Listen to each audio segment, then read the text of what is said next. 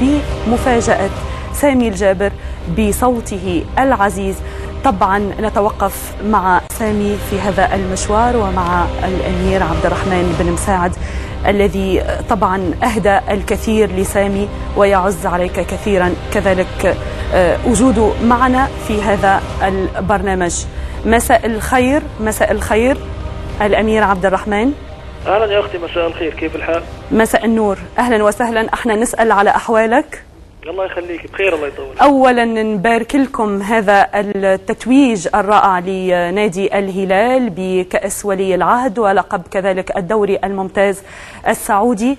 وربما السؤال الأول الذي يتبادر إلى أذهاننا، ما الذي دفعك بعد بإعطاء كل هذه الثقة لسامي الجابر ليكون المدير عام الكرة في الفريق بعد مشواره وربما رغم قلة التجربة في الأمور الإدارية لسامي الجابر مباشرة بعد اعتزاله الملاعب؟ والله خليني أتكلم بشكل عام أولا يا أختي عن سامي الجابر كشخص. سامي الجابر أنا أعتز جدا أنه صديق شخصي لي من فترة طويلة، والحقيقة أني أنا وجدت في سامي الجابر الصديق الوفي والرجل المقتدر الصادق. نعم. اللي دائما ما كان محل أي ثقة أضعها فيه. أنا أعتقد أنه سامي الجابر كان نتكلم عليه كلاعب فهو بدون جدال أسطورة من أساطير كرة القدم السعودية. شخص وصل كأس العالم 4 مرات مع منتخب بلده، كان سبب رئيسي في تحقيق إنجازات كبيرة لوطنه من خلال المنتخب، كان سبب رئيسي لتحقيق إنجازات كبيرة وضخمة لنادي الهلال.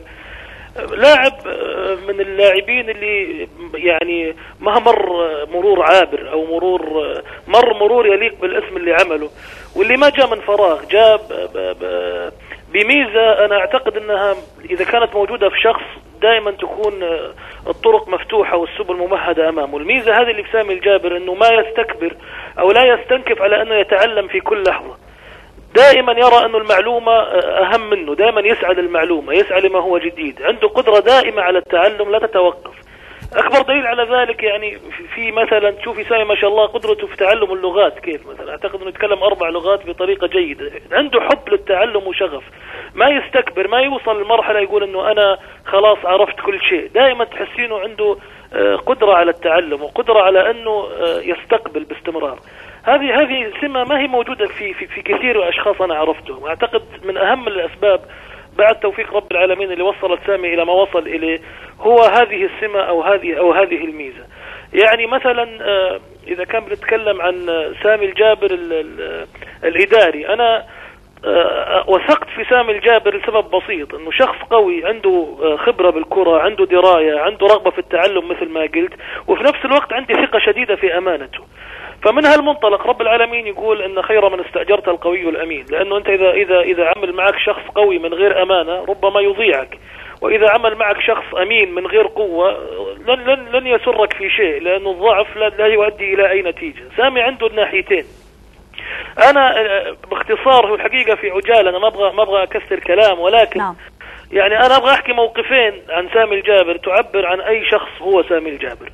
الموقف الأول أنه في اعتزاله شخص يتبرع ب25% من دخل اعتزاله للجمعيات الخيرية.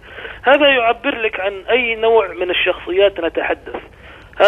هذا موقف. في موقف ثاني أنا أحب أخص برنامجكم فيه، لم يسبق لي أن قلته أبدا، ولكن سأخص جزيرة النجوم بهذا الموقف اللي حصل، ويمكن هو حيستغرب أن أنا أقول الكلام هذا.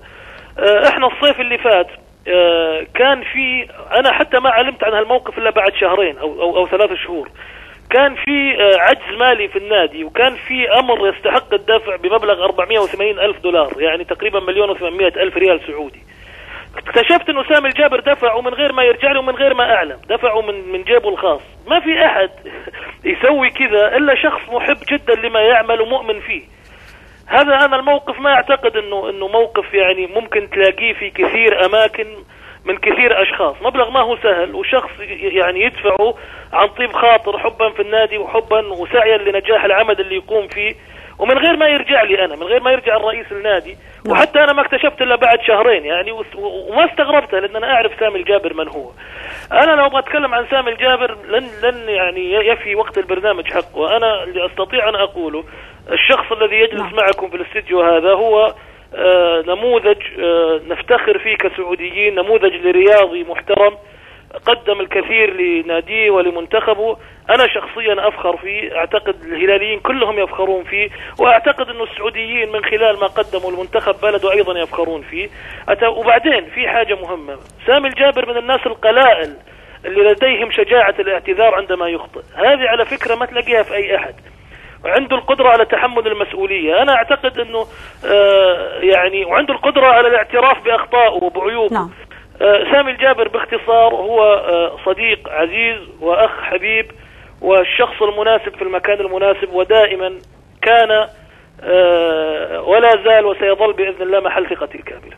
نعم بالتأكيد. تفضل. مساك الله بالخير أبو فيصل. هلا أبو عبد الله، هلا وسهلا. حقيقة أنا لا لي تعليق على كل اللي قلته، سواء أنه ما وصل إليه سامي الجابر أو ما يحكم عليه الناس فيه، إنما هو يعني نابع من شيء واحد. علاقتي الطويلة ومعرفتي فيك هي تعكس عن مدى ما وصلت له، هو ما اكتسبته من خلال حقيقة تشرفي بالقرب منك لسنوات طويلة في حلك وترحالك ووجودي وقرب حتى من قربي من عائلتك الكريمة. حقيقة أنا أتشرف يعني بسماع هذا الكلام اللي يمكن نادرا ما أسمعه منك، لكن حقيقة أنا أيضا إن كان في شيء في حياتي أعترف فيها في جزيرة النجوم، فأنت غيرت أشياء كثيرة في حياتي الخاصة والعامة، ليس فقط حياة عائلتي. يعني ما سمعتها، ما لي أي تعليق حقيقة. أنا ما قد سمعت من التعليق هذا، لكن حقيقة أشكرك كل الشكر طال عمرك في كل شيء عملت لي في حياتي. صدقني أنا أختي ما بالغت ترى على فكرة بالكلام اللي قلته عن سامي، وأنا ما أبغى إن إحنا نبتدي نرجع الأسانسير البعض يعني. إذا أنا أمدح سامي وهو يمدحني. سامي هو عريس الليلة وهو الأحق بالاحتفاء وبأنه الجميع يحتفي فيه. أنا أشكركم على أنكم أتحتوا لي هالفرصة، ومستمتع ببرنامجكم، وإن شاء الله نشوف البرنامج الآخر. شكرا. نعم. شكرا. نترك المجاملات جانبا مثلما ذكرتم، لكن نريد منك وأنت الرئيس الشاعر ربما كلمة شعر أو بيت شعر في سامي الجابر اللي يجي على خاطرك. لا، لو قلت بيت شعر في سامي هجي بعد المدح هذا عشان فلن أقول شعر. شكرا لك. شكرا للأمير عبد الرحمن بن مساعد. شكرا لهذه المداخلة.